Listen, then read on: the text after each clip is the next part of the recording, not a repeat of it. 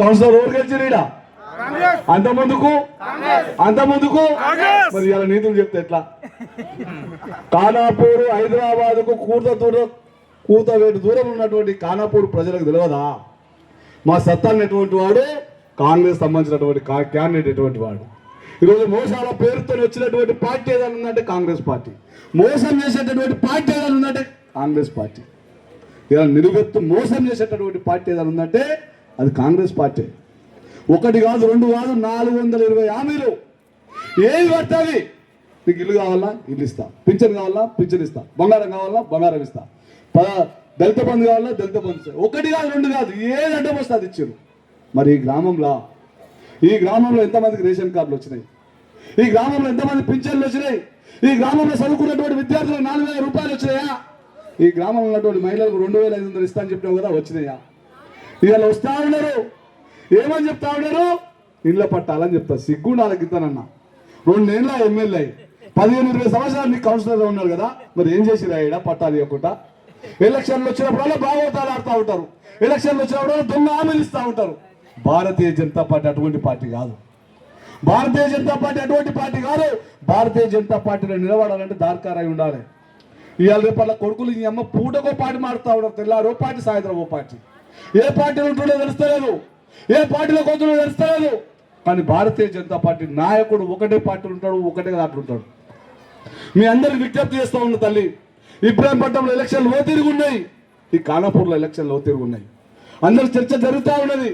మా పట్టాలు ఏమైతాయో, మా భూములు ఏమైతే ఉన్నాయో సిగ్గుండాలి. కౌన్సిలర్ గెలిచినా గెలవకపోయినా నువ్వు ఎమ్మెల్యే కదా, ఇడా నువ్వు ఎమ్మెల్యే కదా. 2 సంవత్సరాల నుంచి ఏం చేసావు? పట్టాల మీద ఏం మాట్లాడలేదు, భూముల మీద.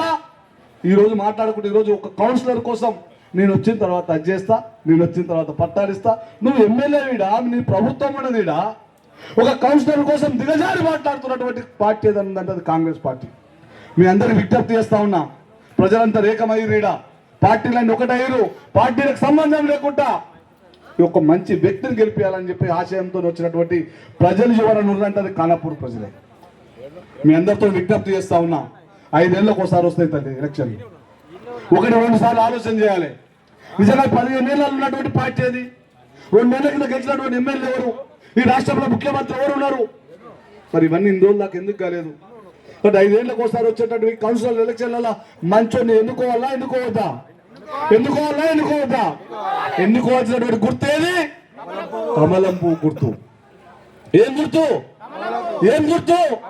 2వ నెంబరు కమలం పువ్వు గుర్తు.